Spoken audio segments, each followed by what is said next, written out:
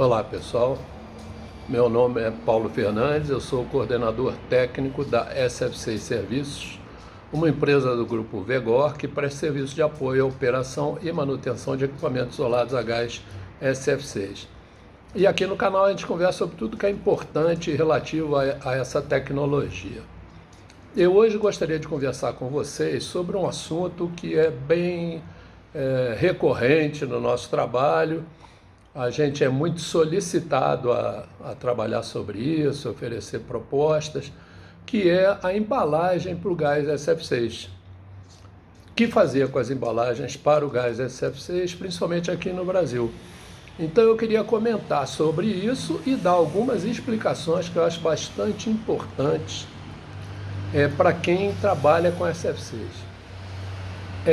A primeira coisa importante da gente saber é o seguinte: infelizmente, não existe um padrão mundial para os cilindros de gás SF6. O SF6, como outros gases que a gente utiliza sob pressão, ele requer uma embalagem que seja resistente à pressão, obviamente uma pressão muito maior do que aquela utilizada no manuseio do gás, porque a embalagem, o cilindro exposto a variações de temperatura, obviamente que o gás, a pressão do gás é proporcional à temperatura a qual ele está exposto. Então, se a gente tem um cilindro de um gás que, por exemplo, a gente usa uma pressão de 100 atmosferas, esse gás, numa dada condição de temperatura, exposto ao sol, em um lugar muito quente, a pressão dele pode subir bastante além disso. Então, os vasos recipientes para a gente utilizar com o SF6 precisam ser recipientes apropriados para a utilização de gases sob pressão. Existe uma normalização sobre esses recipientes no que diz respeito à construção deles, características construtivas e testes de pressão que eles devem passar para poder serem utilizados. Então essa é a primeira coisa. Agora, o SF6 é um gás que a gente utiliza a pressões relativamente baixas quando comparados com outros gases, como oxigênio, nitrogênio, que são muito utilizados, mesmo hidrogênio, que requerem muita pressão para poder caber maior massa de gás dentro daquele volume. No caso do SF6, como ele se liquefaz aproximadamente 40 bar ou 40 atmosferas de pressão, aproximadamente, o bar é mais ou menos uma atmosfera, 0,098, é quase uma coisa igual a outra. Ele se liquefaz nessa pressão, é meio inútil a gente usar mais pressão, porque ele já liquefez e a gente com ele líquido consegue a melhor massa possível num dado volume, é o líquido, em relação ao gás. Então, a gente utiliza o gás SF6 armazenado em estado líquido a pressões na faixa de 40 a 50 atmosferas, que não é uma coisa muito grande, como eu falei, comparado com outros gases. No entanto, é bastante pressão. Tanto quanto os outros gases, quando submetido a calor, situações de temperatura elevada no transporte, armazenagem, ele pode chegar a pressões bem acima dessa nominal. E o vasilhame precisa resistir. Para a maioria dos gases, existem padrões quanto à cor do cilindro, que, por exemplo, o hidrogênio é amarelo, o oxigênio é preto, o nitrogênio é cinzento, o argônio é marrom e assim por diante. Isso é padronizado, então, de maneira que você vê o cilindro, você sabe que o cilindro marrom é argônio. E existe uma padronização também para a conexão de saída do cilindro. Então, por exemplo, os gases combustíveis sempre a rosca à esquerda.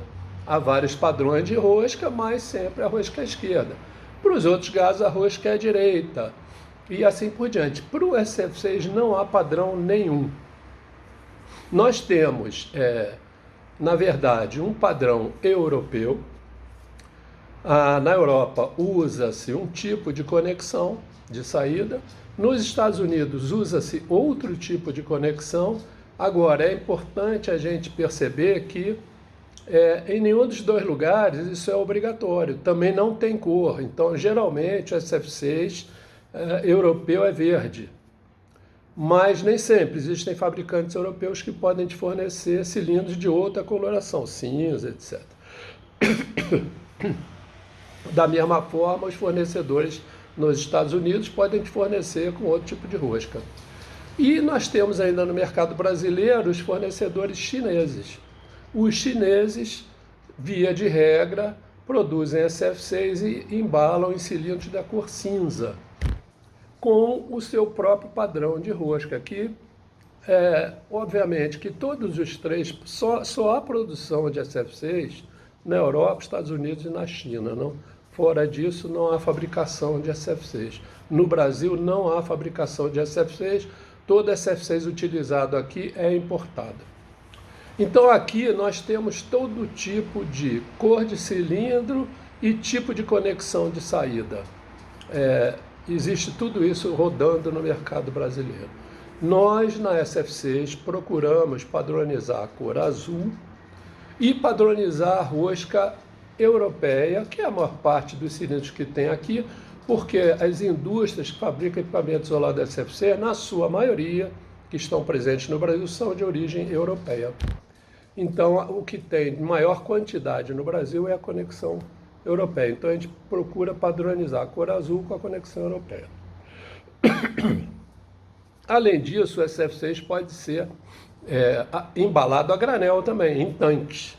Da mesma forma, esses tanques têm que obedecer às normas nacionais e internacionais de tanques para armazenamento de gás sob pressão. Então, existe também a especificação para construção e teste desse tipo de tancagem. Quanto ao modelo de tanque, também existem muitos modelos diferentes no Brasil pelo mesmo motivo. Então, assim, quando uma empresa vende um equipamento de SF6 de grande porte, por exemplo, uma subestação, uma GIS grande, ele vai mandar os tanques para o enchimento da GIS, vai mandar o SF6 em tanque, a granel, tanques com aproximadamente 600, 400, 600 quilos de SF6 em cada tanque, no estado líquido também, sob a mesma pressão de 40, 50 atmosferas. E esses tanques também, da mesma forma, não tem padrão, nem de cor, nem de conexão. Tá bom, pessoal?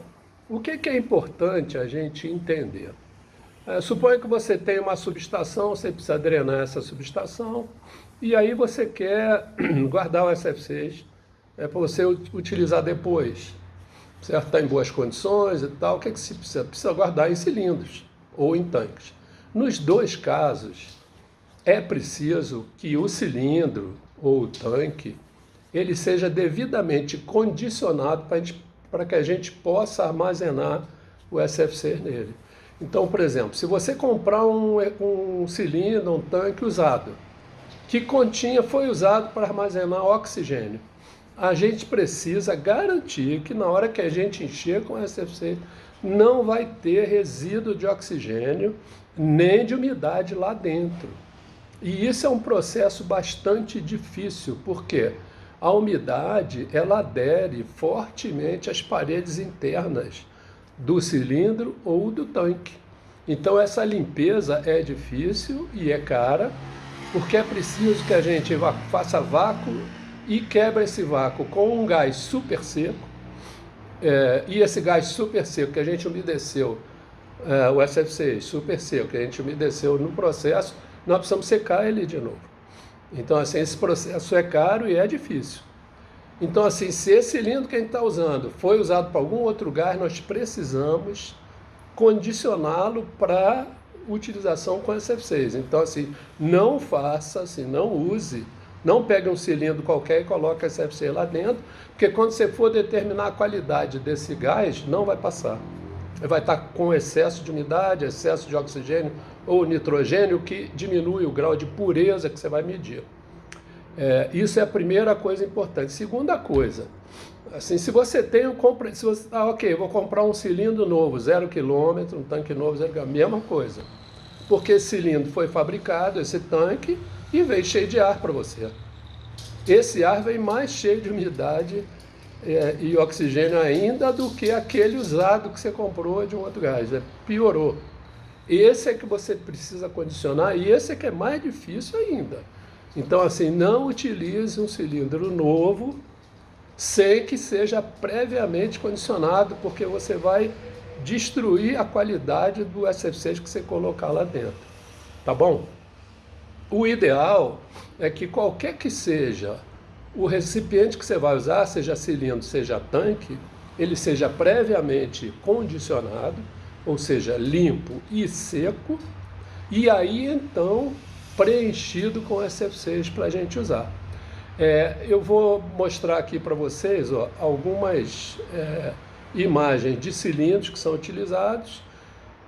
Esse aqui é um cilindro comercial que existe por aí, um cilindro do padrão europeu. Esse outro cilindro está no padrão americano. E esse por último aqui é o cilindro que nós, no padrão SF6, que nós padronizamos aqui, nessa cor azul e com essa conexão que vocês estão vendo aqui. Tá bom, pessoal? Espero que esse vídeo tenha ajudado aí a escolher as embalagens, saber como condicionar e como utilizar a embalagem do SF6. Se você gostou, por favor, dá o seu like aí, compartilha com alguém que possa estar interessado nesse assunto. Muito obrigado por assistir e até a próxima vez.